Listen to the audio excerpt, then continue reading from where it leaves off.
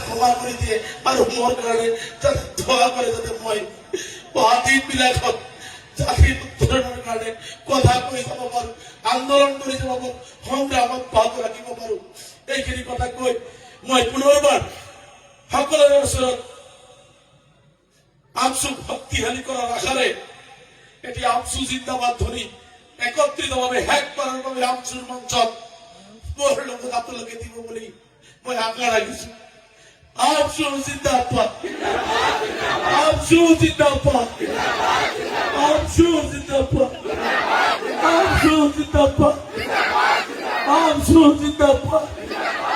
আমসু জিন্দাবাদ আমসু জিন্দাবাদ